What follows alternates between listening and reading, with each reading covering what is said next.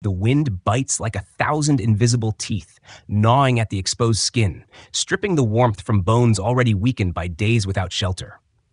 The pale sun, more an illusion than a source of light, casts a spectral glow over the barren landscape. This place, this frigid realm, is not for living, it is for surviving.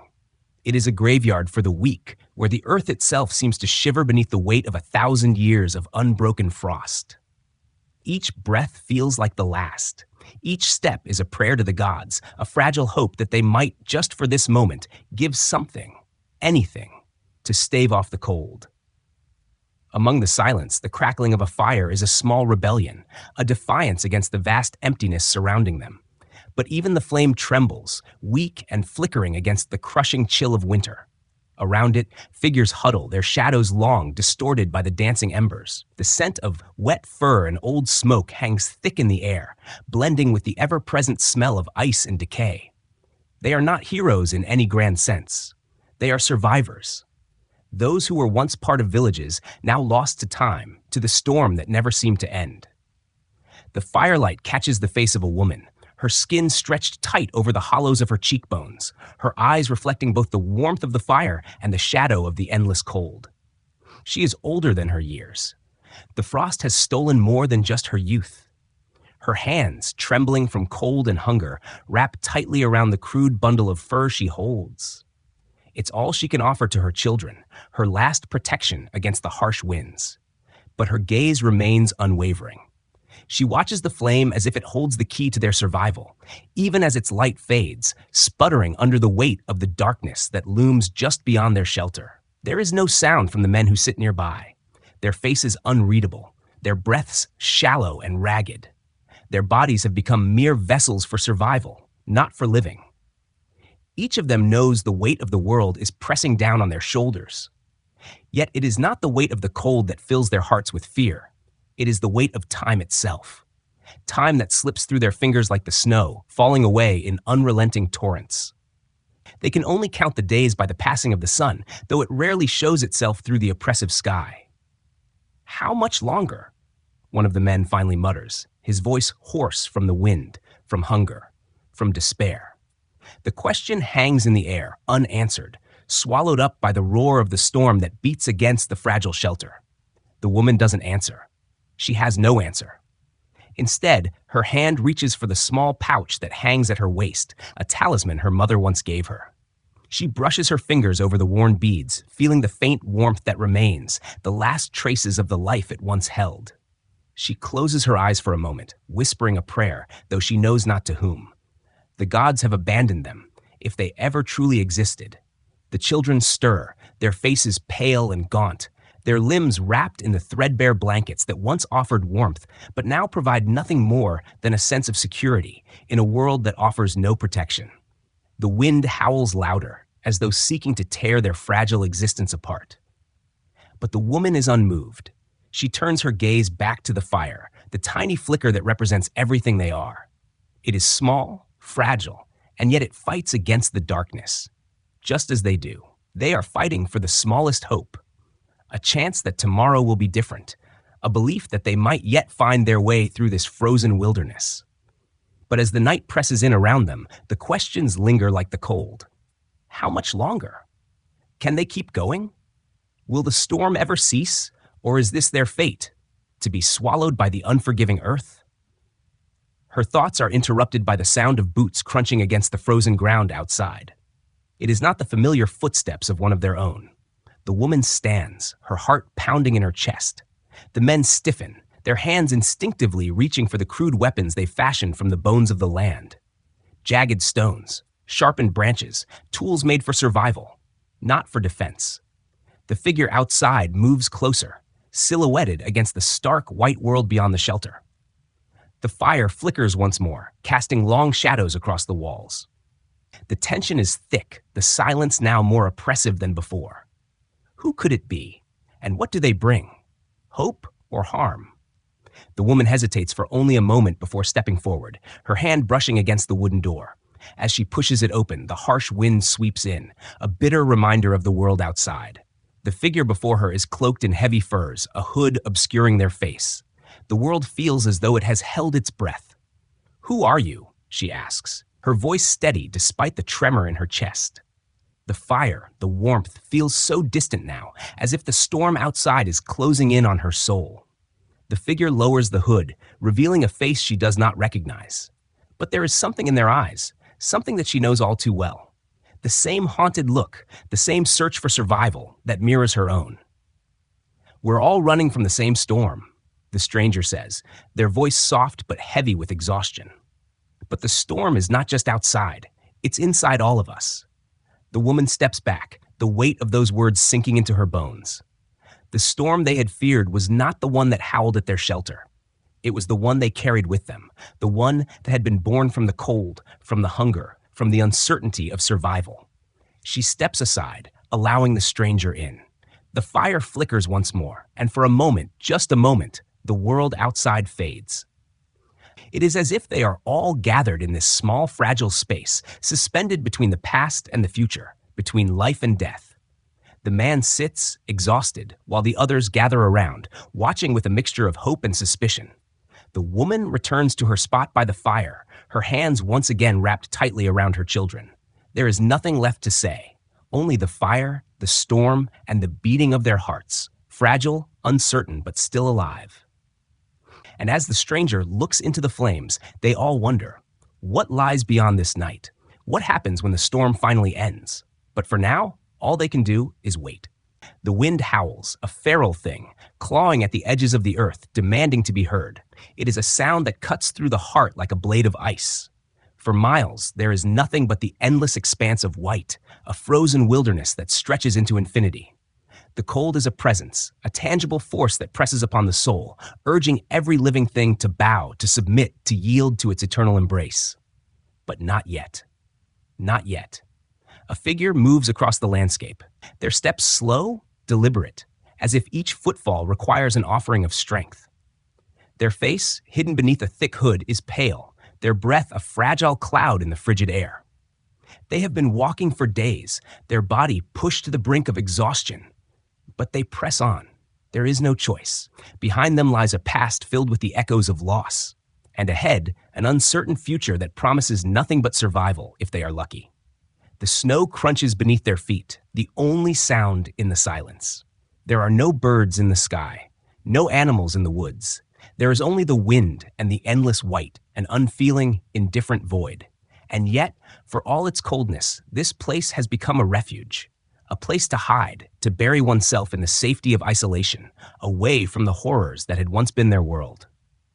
They stop. The weight of their pack presses into their shoulders, a reminder of everything they carry, the last remnants of a life that once bloomed under the sun, now reduced to mere survival. But it is enough. It must be enough. From the folds of their cloak, they pull out a small, worn piece of wood, a carving, faded and cracked but unmistakable. The figure holds it for a moment, their fingers brushing over the delicate etchings. It is a symbol of home, of warmth, of everything they had lost. The wind bites deeper now, urging them to move, but they linger for just a moment longer, feeling the weight of the past, of those who had come before, of those they had left behind. The howl of the wind grows louder, more insistent. The figure tucks the carving back into the folds of their cloak, their gaze hardening. There is no time for sentiment. There is only survival. With a final glance over their shoulder, they turn and press onward, disappearing into the storm that threatens to swallow them whole. But the storm is not just outside. It is inside too. As they move further into the wilderness, the landscape begins to change. The snow becomes deeper, heavier, the winds colder, more vicious. It is as if the earth itself is closing in, tightening around them like the grip of a giant hand. The air grows thicker, the cold more unbearable, and with each step, the weight of the world presses down harder. But the figure does not stop. There is no time to stop. There is only the relentless march forward, one foot in front of the other, through the storm that seeks to destroy them. The world outside has grown alien, hostile, and unwelcoming. But it is not just the elements that the figure must contend with. The very fabric of their being has been stretched, torn, frayed at the edges by the years of struggle. Every memory, every pain, every loss echoes through their mind like a constant drumbeat. There are moments when they wonder, not if they will survive, but whether they should. What is left of them after everything that has been taken? Yet there is a fire within them, small but fierce, that refuses to die. It is the fire of those who have survived, who have lived long enough to see the light of a new day, even if that light is a mere flicker in the distance. The fire of those who have lost so much, yet hold on to what little remains. The fire that burns within all those who continue to fight, despite the odds, despite the cold, despite the storm. The figure's pace quickens, the pull of the past still there, but the future now pushing them forward. The storm is a beast, a living thing that howls at their heels, but it is not the storm that will claim them. It is the silence, the emptiness, the slow, creeping despair that settles in the heart like frost on a window pane. The cold, the hunger, the loneliness, these are the true enemies, the ones that will wear them down, piece by piece, until nothing remains but the shell of what once was. But they will not let it take them. Not yet. Not while there is still a flicker of hope left. With every step, they can feel the weight of the land beneath them, the cold earth that has borne witness to so much suffering, so much sacrifice. The earth does not care for them, does not care for anyone. It is indifferent to their pain, their hunger, their fear, but it is also what keeps them alive. It is the ground beneath their feet, the place where they have fought for survival, where they have buried their dead, where they have clung to life even when all seemed lost. The storm rages on, but there is something else now, something different in the air. The scent of something faint but real, the promise of warmth, of shelter, of safety. It is a dream, a fleeting vision that dances just out of reach, but it is enough to drive them onward. As they crest a ridge, the first sign of life appears, a shadow on the horizon, a small, flickering light that beckons through the darkness. It is a fire. It is a village, or at least a place where others have found refuge. The figure's heart beats faster, not from fear, but from something deeper, something more primal. It is the feeling of hope, rare and fragile, yet unmistakable. But even as the fire grows nearer, they know that the storm is not done with them. The wind howls louder, the snow falls harder, and the darkness presses in, wrapping around them like a shroud. Yet, the figure continues, their heart now beating with something more than survival, with the hope that there is something beyond the storm. There is something worth fighting for, even if they cannot yet see it. And as they move closer to the warmth of the fire, the wind howling in their wake, they know one thing for certain. The storm is not finished, but neither are they. The fire flickers in the distance, and with every step, it grows brighter, closer. The promise of life, the promise of survival, the promise of something more. The night presses in like a heavy cloak, suffocating, all-encompassing. The wind howls outside, its cry a maddened thing, furious and desperate, clawing at the cracks in the walls. Inside, the only sound is the crackling of the fire, its flickering flame casting long, twisting shadows against the stone walls. It is the last flicker of warmth, the last breath of hope. The hearth is small, but for the few huddled around it, it is everything, a fragile line between life and death. A woman sits close, her hands folded in her lap, staring into the flames. Her face is hollow, her eyes haunted, as though the very fire she watches is not enough to keep the darkness at bay. Her children sleep beside her, their thin forms wrapped in layers of old, worn furs. They are too young to understand what is happening, but she sees it in their faces, the pale skin, the quiet breath, the tremors of hunger and cold that have become a part of their existence. She wants to believe that they will survive this, that this winter will be the last they face in such desperation. But each night that passes without the promise of warmth or food is a dagger to the heart. She has seen the others fall, the strong, the hopeful, the young, all swallowed by the relentless march of winter. She knows the land does not care for them, that the gods are silent, indifferent to their suffering.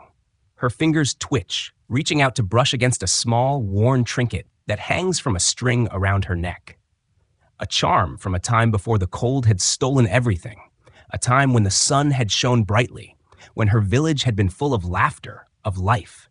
She remembers the scent of fresh bread, the sound of children playing in the dirt streets, the warmth of a shared meal. But all of that feels like a dream now, a memory too distant to hold on to. The fire cracks, and a sudden gust of wind sends a shiver through the room. She pulls her cloak tighter, drawing her children closer to her. They stir, murmuring in their sleep, unaware of the dangers that press in around them. She watches them, and for a fleeting moment, a tear slips down her cheek. It is not for herself, but for them, for the lives they will never know, for the world that was lost before they could even understand it. She stands and moves to the window, the heavy wood creaking under her weight. Her breath fogs the glass as she peers into the darkness outside. The storm rages unabated, swirling the snow into thick sheets that blot out everything: the land, the sky, the stars. The world is swallowed whole by the wind. She is alone, isolated, surrounded by nothing but the cold and the silence of those who have already given up the fight. And yet, as the night presses deeper, there is something in the air. Something that stirs within her chest, a whisper in the back of her mind. She knows it is the sound of something real, something that calls her forward into the unknown. It is the faintest of things, a flicker of hope. The storm will not last forever. The cold will not last forever. But will they survive to see it end? Her gaze drifts to the others in the room, their faces twisted in restless sleep. Their breathing is shallow, each one of them fighting an invisible enemy. The cold, the hunger, the despair that seeps into the very marrow of their bones. She knows she cannot keep them here forever, that the shelter they have clung to so desperately is not a solution, but a temporary reprieve. They will have to leave, to face the storm again, to move forward or be buried in this frozen graveyard. And yet there is a feeling in the air now, an unspoken understanding that she has not felt in weeks. It is the flicker of something beyond the storm. A movement, perhaps, from the edge of the world. Something to hold on to, something to guide them. Her hand drops from the window, and she turns back to the fire, which still burns, faint but unyielding. The hearth may not last much longer, but for now, it is enough. She has no choice but to believe that it is enough. As the firelight dances on her face, she steels herself. The road ahead is one of hardship, of suffering, of unbearable loss. But it is the only road they have. And so, she turns back to her children, whispering a prayer into the cold air, offering it up to whatever gods might still listen. "Survive," she breathes, as though it is a command, not a plea. The wind outside howls louder, as though testing her resolve. But she does not look back. She cannot. The storm is not just the one outside. It is the one inside her chest, the one that demands she keep moving, keep fighting, keep hoping. For them, for her children, for the memory of the world they once knew. And as she watches the embers flicker low, she knows that the next chapter in this story has already begun. It is not about survival anymore. It is about choosing to live. And so, as the winds whip against the stone walls and the storm rages outside, she knows that the time will come soon, soon enough, when they must leave the safety of the fire and face the unknown once more. But as she stands there, her hands clasped around her children, her heart beats with a renewed strength. She is ready. She has to be. For them, for hope, for a future they cannot yet see but must still believe in. The storm outside may be fierce, but it will not break them. Not today, not yet. The fire crackles one last time, and the room falls silent. It is time to go. The snow falls relentlessly, blanketing the world in a silent, suffocating white. The ground is soft with frost, a thick, unyielding carpet that smothers everything beneath it. The wind howls, furious and biting, stripping the warmth from the air and turning each breath into a shard of ice that cuts through the lungs. It is a storm like no other, one that does not whisper its arrival but roars it, demanding attention, bending the land beneath its weight. This is a place where the world holds its breath, waiting for something, anything, to break the cold. In the midst of this frozen hell, there is movement. A solitary figure trudges through the storm, their cloak pulled tight against the elements, their body a mere shadow against the endless white. Each step is a labor, a battle between will and flesh, as the wind seeks to push them back, to pull them into the abyss. But they do not stop. They cannot. The world beyond this storm offers no hope, no sanctuary. Here there is only survival, and it is a fight they cannot afford to lose. The figure pauses, eyes squinting against the sting of the wind, their breath shallow as it forms a fleeting cloud in the air. They glance around, as if searching for something, anything, that might offer the faintest hint of direction. But the land is empty. just endless stretches of snow and ice where even the earth seems to have gone into hiding. There are no trees, no signs of life, only the crushing cold and the oppressive silence that fills the air like 1,000 unspoken prayers. With a shake of their head, the figure presses on, each step sinking deep into the snow, each movement a struggle against the very force of nature that threatens to swallow them whole. Their muscles burn, their body crying out for respite from this endless march. But rest does not come in this place. There is no time for sleep, no time for anything other than survival. A distant sound cuts through the storm, faint but unmistakable. The snap of a twig, the crunch of feet in the snow. The figure stops again, their heart quickening, their senses on alert. The wind carries no warmth, but it whispers in a language all its own, a language of survival, of warning, of something just beyond the horizon. The figure listens, straining against the howl of the storm. Is it a voice, a person, or just the wind playing tricks? The sound fades, swallowed by the storm, and the figure shakes their head, dismissing the thought. There are no others here, no one else to share the burden. There is only this, the endless march through the wilderness, the slow, inexorable pull of fate. With each step, the landscape changes, the snow deeper now, the wind sharper. The world feels smaller, the path more uncertain, as if the earth itself is folding in on them. The cold seeps into their bones, a quiet ache that never goes away. They have lost count of the days, of how long they have been out here, alone. Time has become a blur, measured only by the rising and falling of the storm, by the gnawing hunger in their belly and the desperate thirst that clings to their throat like a shadow. The figure stumbles, their foot catching on an unseen rock buried beneath the snow. They fall to their knees, their hands digging into the frost-covered earth as they struggle to rise. The cold pierces through their gloves, their fingers stiff and numb, but they cannot afford to fall. Not now, not here. There is no safety in surrender. Slowly, they push themselves up, their legs trembling with the effort. They look around again, but the world is unchanged. The wind howls louder now, an angry thing that seeks to tear them apart. The snow swirls, a dizzying vortex that threatens to bury them beneath its weight. It is a storm that does not care for the broken, for the lost. It is a force of nature, indifferent to the frailty of the human soul. But they are not broken yet. The fire inside them has not been extinguished. Not yet. The figure takes a deep breath, their chest rising and falling with the effort. They know they cannot keep going much longer. The storm will not relent. The cold will not ease. And yet, they know that stopping is not an option. Not when the horizon is still there, not when there is still the faintest glimmer of hope to guide them. They continue, each step harder than the last, their body aching with every movement, their mind numb from the cold. But with each footfall, there is a sense of something deeper, something unspoken that stirs within them. It is the pull of something ancient, something primal, a connection to a world long lost to time by to those who came before. The ancestors who had walked this very land, who had survived in the face of impossible odds. It is a whisper in the blood, a reminder that they are not the first to endure this, not the first to suffer the storm. The landscape begins to shift again. The snow seems less oppressive, the wind less biting, as if the storm is beginning to abate. But the figure does not stop. They cannot stop, not until they reach the edge of this frozen world, not until they find a way out of this nightmare. And then, as if by some miracle, a faint light breaks through the darkness. A small glow, distant but unmistakable. A fire, a shelter, someone else. The figure's heart quickens, and for the first time in what feels like an eternity, a spark of hope ignites deep within their chest. They push forward, the weight of their exhaustion momentarily forgotten, the sting of the cold lost to the promise of something more. But even as they draw closer, a part of them knows the storm is not finished.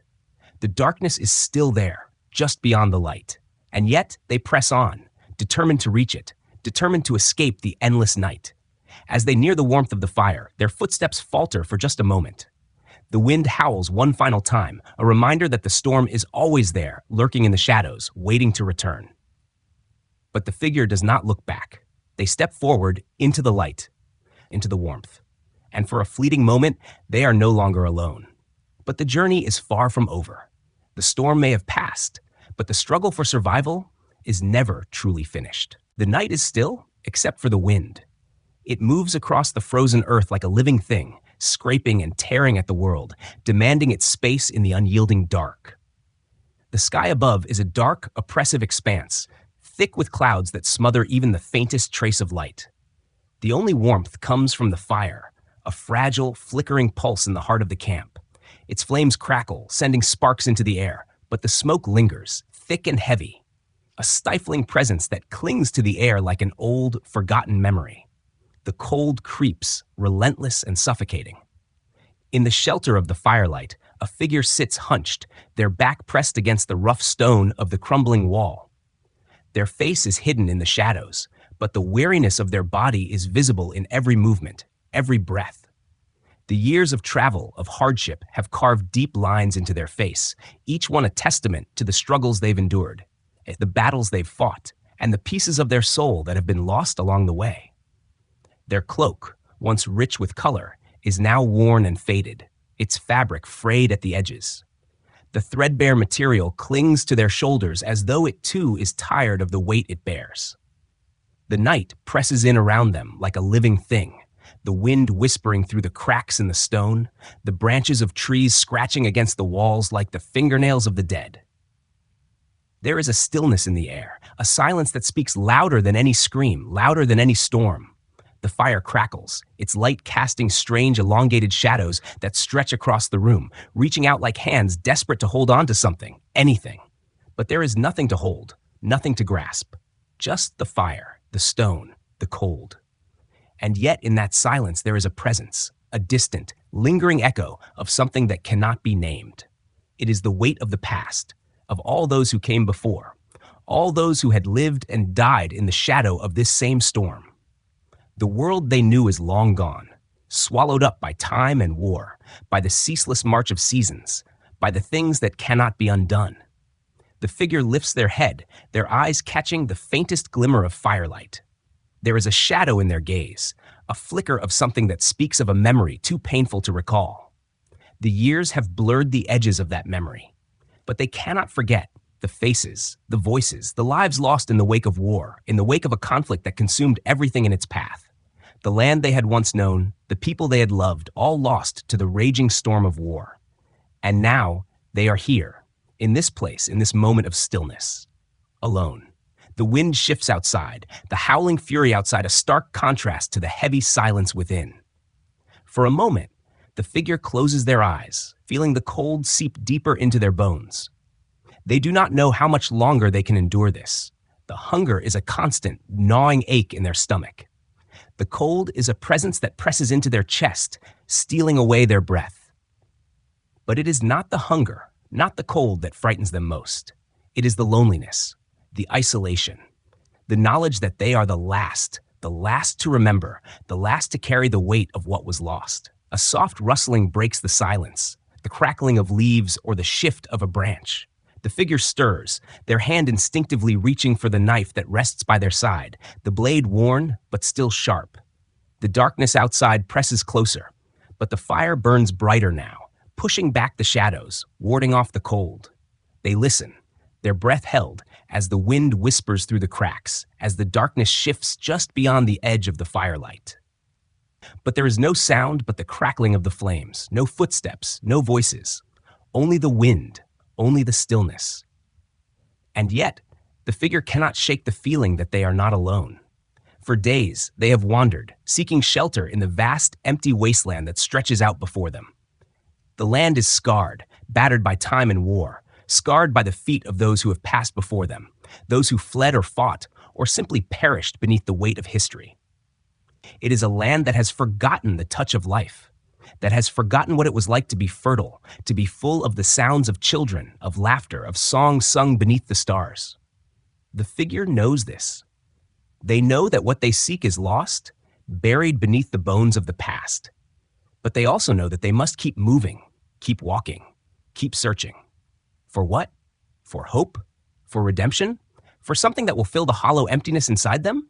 The fire crackles again, louder now, and the figure leans forward, their hands pressed against the cold stone of the wall. Their breath catches as they realize that the flames are not alone.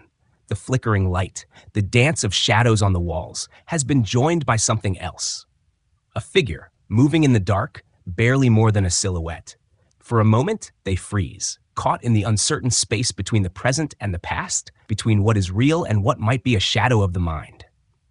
Then, the figure steps closer, and the light reveals more. It is another person, a traveler, like them, lost in the storm, seeking shelter in this desolate place. The stranger's eyes are hollow, their face worn with the same marks of hunger and exhaustion that the figure has long since come to know. There is no warmth in their gaze, only a reflection of the same emptiness that lies in the figure's heart. And yet, despite the exhaustion, despite the uncertainty, there is something comforting in their presence. It is the knowledge that they are not truly alone. Not yet. The world may have taken everything from them, their home, their family, their hope, but for this moment, in the flickering firelight, they are not the last. Not the last to walk this road, not the last to bear this weight. The silence stretches, heavy and thick, between them. Neither speaks, neither moves. The fire crackles again, sending another burst of light into the shadows, illuminating the contours of the room. It is a small, fleeting moment, but it is enough. In the end, that is all they have left. And as the wind howls once more and the fire burns lower, the figure knows that the road ahead is still long, still uncertain, but that it will be a road shared, if only for a time. For now, that is enough. And so, as the night presses in, as the fire sputters and fades, they sit together, side by side, facing the storm. Whatever comes next, they will face it together. But even in the company of others, the road is never truly easy. Not in a world like this. The night deepens, and the shadows grow longer. The wind is a constant companion, relentless in its pursuit, driving snow before it like 1,000 whispers, each one carrying with it a story of loss. It cuts through the land with a fury that leaves nothing untouched, bending trees, stripping the earth of its life. The cold is more than just a temperature. It is a presence, a weight that presses in from all sides, numbing the body, dulling the senses, turning everything into a blur of white. The world, once full of sound, now feels eerily silent, save for the howling wind that echoes through the vast, empty expanse. But within this stillness, there is movement. A figure moves slowly, deliberately, their silhouette barely visible against the whiteness that surrounds them. Their cloak, dark and tattered, billows in the wind, but it offers little warmth. The figure stumbles, their feet sinking into the deep snow with each step, but they do not stop. They cannot stop. The cold has claimed much of their strength, but not their will. Their breath is shallow, each inhale a struggle, each exhale a reminder of just how fragile life has become. The hunger gnaws at their insides, relentless and unforgiving. Their body aches with fatigue, the muscles in their legs trembling with each step. But still, they press on, driven by something more than mere survival. There is a glimmer of hope, a distant light that keeps them moving, even as the world seems to close in around them. It is the belief that if they can just get through this, just reach that faint, far-off warmth, they might find something worth living for. But that warmth is a distant dream. The landscape around them is barren, frozen. Nothing grows here. The earth is dead beneath the snow, and the wind seems determined to strip every last trace of life from the world. They are alone in a place that has forgotten the touch of life, a place that has been left to die. There is no one here to help, no one to share the burden of survival. And yet somehow, the figure keeps moving. There is no choice. Each step is a battle against the land, against the storm, against the self. And each step is another step further away from everything they once knew. The memories of home, of family, of a time before the storm became their world, all of it now feels like a dream, distant, unreachable. They try to hold on to those memories, to remember the warmth of the sun, the sound of children's laughter, the smell of freshly baked bread. But it's fading, slipping away like sand through their fingers. The figure pauses, their body shaking from the strain. They glance behind them, but all they see is the white void of the storm that has been their companion for so long now, the storm that took everything. Their gaze shifts forward, to the path ahead. There's nothing there either, only more snow, more wind, more cold, but they cannot stop. They do not have the luxury of stopping.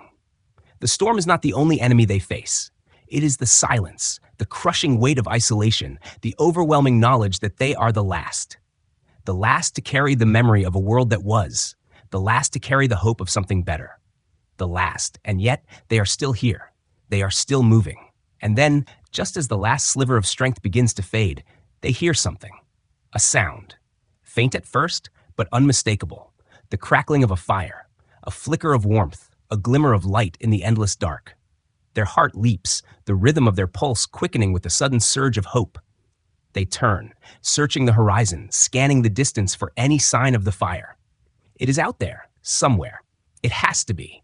They push forward, the strength in their legs returning, the hunger and the cold momentarily forgotten.